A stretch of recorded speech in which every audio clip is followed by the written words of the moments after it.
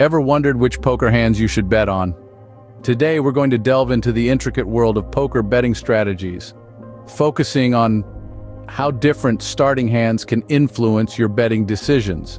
Starting hands are the very foundation of any poker game. They're the first piece of the puzzle that can lead you to a triumphant win or a humbling defeat. Understanding the strength of your starting hand can be the key to unlocking successful betting strategies. From the powerful royal flush to the humble high card, each hand has its own unique potential and challenges. This video will guide you through the labyrinth of poker betting strategies, providing insights on how to navigate your game depending on the hand you've been dealt. Remember, every hand is a new opportunity to outmaneuver your opponents and claim victory. Betting strategies are an integral part of poker, and understanding them can drastically improve your game. So let's dive in and start mastering the art of poker betting. To make the right betting decision, you first need to understand your starting hands. This statement is the cornerstone of any successful poker strategy. So let's dive right into the concept of starting hands in poker. Starting hands are simply the two cards you're dealt at the beginning of a round in Texas Hold'em, the most popular form of poker. These hands are your initial insight into the potential of your game. They're like your secret weapons, hidden from your opponents, laying the groundwork for your overall game strategy. There are a variety of starting hands, and they can be broadly categorized into three types: strong, medium, and weak. Strong starting hands are the dream. We're talking about pairs of aces, kings, and queens, or an ace-king combination. These hands have a high winning probability and can be aggressively played right from the get-go. Next, we have medium starting hands. These are hands like Jack-10, 9-8, or pairs like sixes or sevens. They're not as powerful as strong hands, but with the right strategy and a bit of luck, they can certainly lead to victory. Lastly, we have weak starting hands.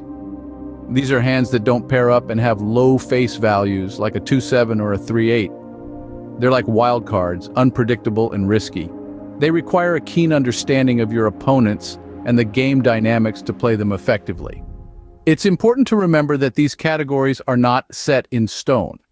The strength of a starting hand can vary based on the game's context, the number of players, and your position at the table.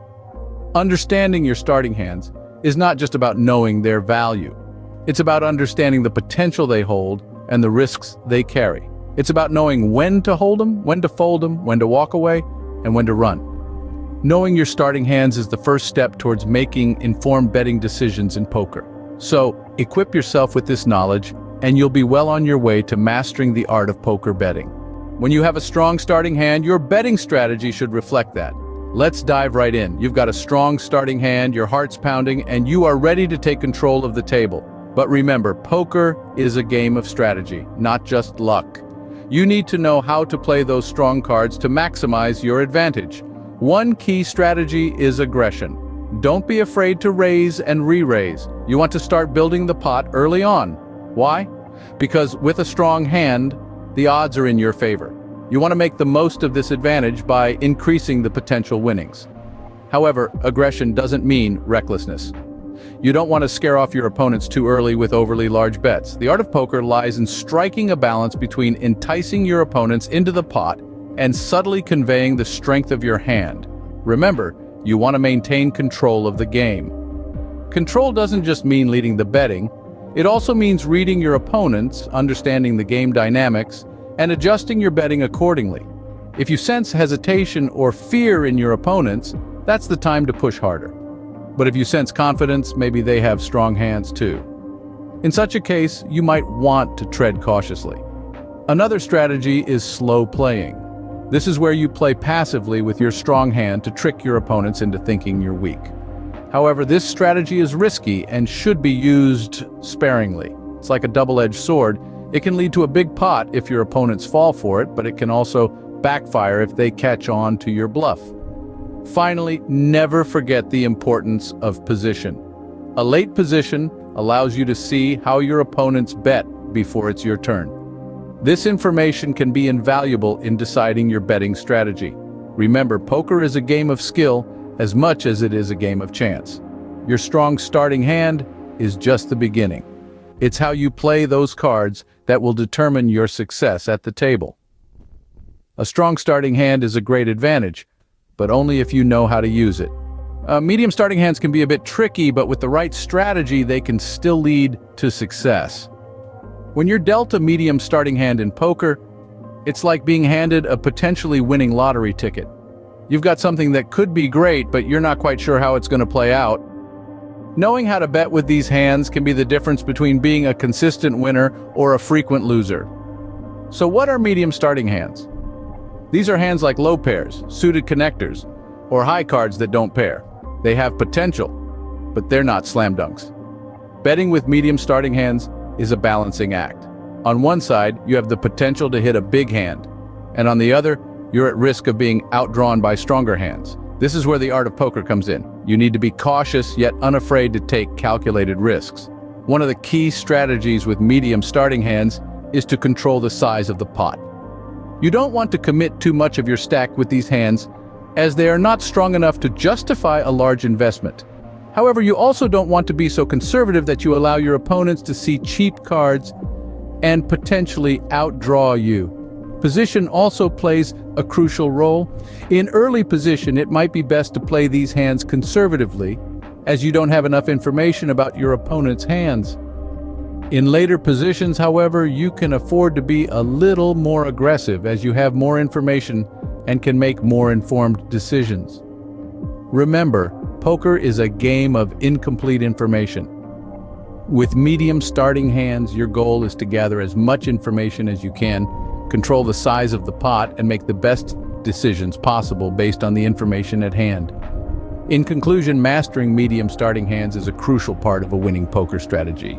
It requires a blend of caution and aggression, a keen understanding of position, and a willingness to take calculated risks. Medium starting hands require a balance of caution and aggression. A weak starting hand doesn't necessarily mean you're out of the game. In poker, it's not just about the cards you're dealt, but how you play them. So, what should you do when you're holding a weak starting hand? The first rule of thumb is to know when to fold. It's essential to recognize that not every hand can be a winner. If the stakes are high and you're holding a hand with little potential, it might be wise to fold early and cut your losses. This is especially true in the early rounds where preserving your chip stack can give you more flexibility later in the game. On the flip side, a weak hand can be a prime opportunity to bluff, especially if you have a tight image at the table. This strategy involves betting or raising as if you have a strong hand, potentially scaring off other players and stealing the pot. However, bluffing is a high-risk, high-reward strategy. It requires a solid understanding of your opponent's tendencies and a keen sense of timing.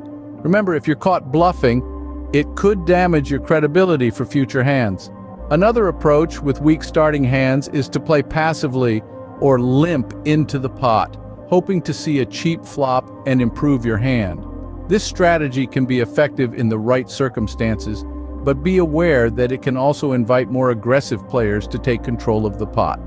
Lastly, consider the position at the table. If you're in a late position, you have the advantage of seeing how others act before you have to make a decision. This can provide valuable information that can help you decide whether to fold, bluff, or limp in. So next time you're dealt a weak starting hand, don't despair. Whether it's knowing when to fold, seizing the opportunity to bluff, playing passively, or leveraging your position, there are strategies you can employ to keep you in the game. Remember, poker is as much about strategy and skill as it is about the cards you're dealt. Even with weak starting hands, a good strategy can keep you in the game. Now that you have a better understanding of betting strategies for different starting hands, let's recap. In our journey through the world of poker betting strategies, we've established that understanding your starting hands is crucial. Strong starting hands like aces, kings, and queens are your golden tickets, deserving of confident, aggressive betting. For medium starting hands, a mixed strategy of careful betting and observing your opponent's actions is your best bet. These hands hold potential, but require astute judgment and a keen understanding of the game's dynamics. Weak starting hands, on the other hand, demand a more cautious approach. While they might not have the same allure as strong hands, A strategic bluff or a well-timed fold could turn the tables in your favor.